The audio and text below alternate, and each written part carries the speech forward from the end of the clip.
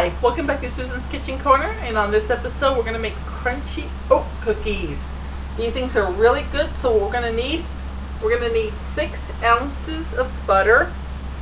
So if you look at the little butters, 1 cube of butter is, or a stick of butter is 4 ounces.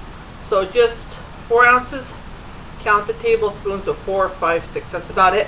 If it's a little under, it's okay. If it's a little over, it's okay. It's not that big of a deal. Now, if you're not using a whole stick, that is a big deal. You're going to need 2 ounces of oats. And these are old-fashioned oats. Nothing, if you want to get a certain brand, you can. This is the brand my husband likes. 1 egg yolk.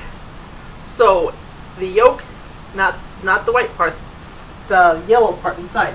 Now, I didn't have 6 ounces of powdered sugar, but that's not going to stop me. Whatever I make is going to be good. So you need about 3 ounces of powdered sugar and 3 ounces of regular sugar. So if you have all of the powdered sugar, great. If you have a little bit of powdered sugar and just a little bit of sugar, that's okay too. So what we're going to do is we're going to take the butter right now. We're going to stick it in the microwave and put it in there for about 9 seconds. That should soften it up a bit. We're going to need 6 ounces of plain flour.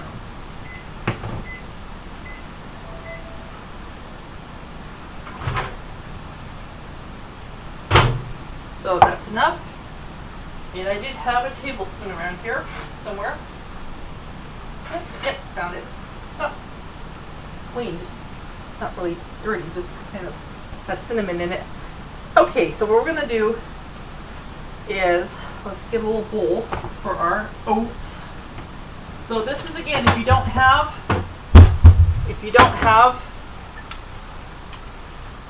an ounce scale, you're going to need, and this can be heaping, it's okay, so you're going to need 1, 2, 3, 4, 5, 6, approximately 7 tablespoons of oats.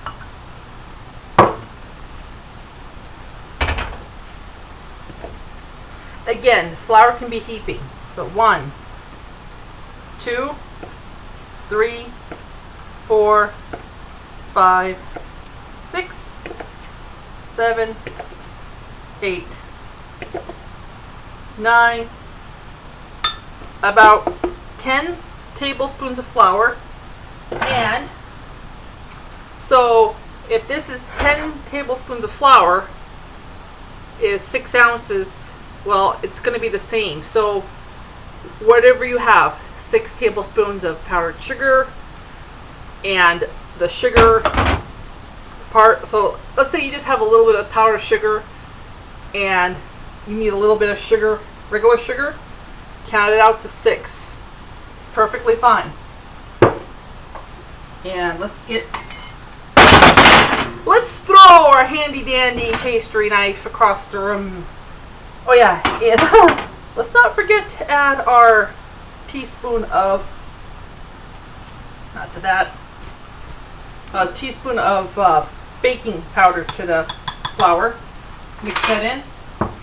Now sometimes this is what I do if you don't have a teaspoon to do this with. Here's what I do. Take an end of a knife, stick it in. Approximation. It's almost the same amount. So if you don't have a teaspoon, voila. Just stick it in, grab what you can, and that'll work perfectly fine. It's nice to stick your teaspoon in, make a perfect little, perfect, but it's okay if there's a little bit over and a little bit under. Now, if all you taste is baking soda, you know you added too much. Okay. So we're gonna use our pastry chef knife. I don't know why I keep on calling it knife. Let's get this closer.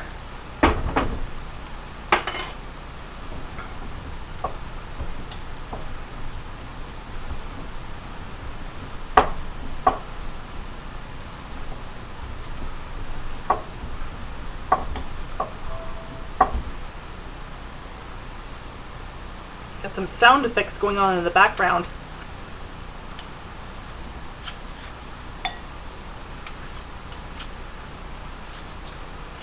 Okay.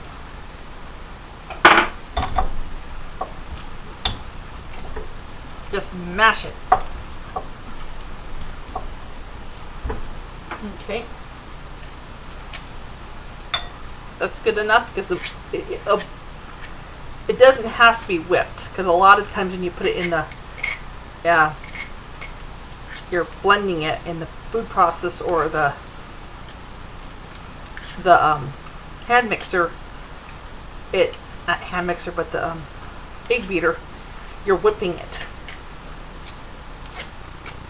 Okay, so let's get that egg in there. Egg, okay. So what you basically do is you take the egg, you hit it on the side. Think of it as well, actually, let me back up. We're not adding the yolk. We're not doing that. Just almost made a mistake. Okay, so here we go. It's the same concept. Crack it. Hold it like this. See how it's split across? Act like you're opening up a see all that? Look at all that stuff coming off already, and you just opening it up. It's like you're opening up a lid. Act like it's hinged, see? And then what you're gonna do is you're gonna drop the egg. Okay, no big deal. Take your tablespoon. Pour the yolk into your tablespoon. And voila. So you really don't need the other half of the egg. So we have the yolk right in here, perfect. Drop it in the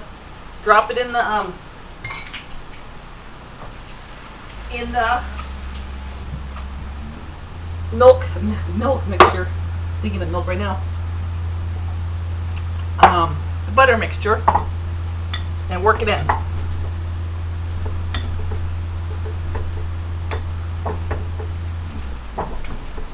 Believe me, this is going to be a really thick kind of dough. It's going to be a little thicker than normal.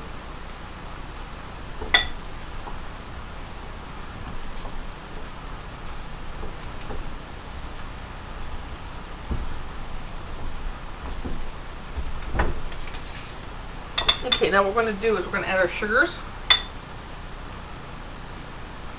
So just add all of it. No rhyme or reason to this. This time we don't need to be careful about adding too much or too little.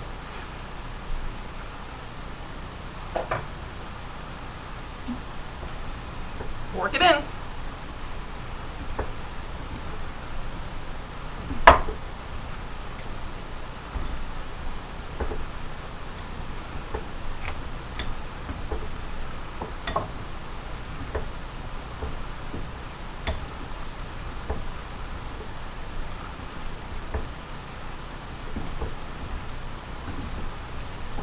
Just work it in until all the sugars are incorporated into the flour, into the butter. If you want, you can get a spatula, which we clean off here.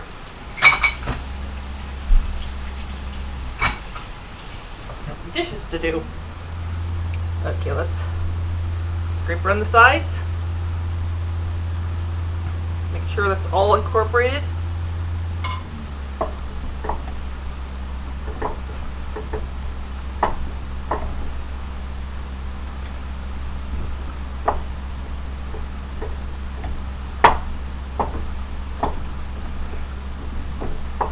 Now, most of it's on the scraper, but just scrape it off. It's a whole different experience when you do it with a pastry knife.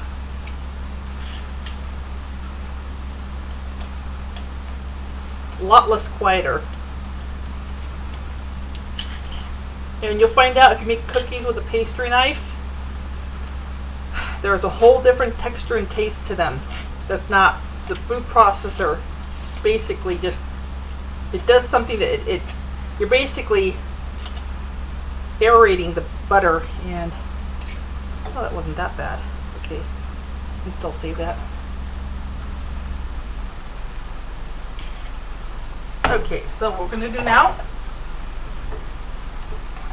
Now, see, I can actually take the knife and it's creamy enough. I can just mix it with the knife a little bit here. See, look how it's like butter. And if if you know the way I said that, you'll know which movie I've been watching. But I won't go into that particular scene because it is funny. No, I won't mention the movie. But I will say, you'll have to be a Simon Pegg fan to understand that line. Okay. And we're gonna need, there it is, to watch the time. So, have you ever noticed I really don't go and mix the flour or sift the flour? You know, I always just kind of like work it in like this and just a little stir. I think that's one step too many to be there with that thing going. Okay, so we're going to add the flour. Oh, we're going to add the oats. So add your oats. And this is something else I like to do. If I have a little coconut left, if I have a little chocolate chips left, and I don't know what to do with them, it's like you always have a little bag of something. A little bag of peanuts, a little bag of coconut, a little bag. When you're making something, voila, you used them up. And just because, now if you don't want to add the chocolate chips to this, you don't have to. I am. Because it's making it up. These are crunchy oatmeal cookies, but now they become crunchy chocolate chip oatmeal cookies. So cooking is about using your imagination. So it's you add one ingredient and you can make it something completely different. Again, this is going to be a really thick dough. And again, you don't have to put those in. I did because I just wanted to use them up. And what better place to use them up than cookies? Okay, I'll be right back.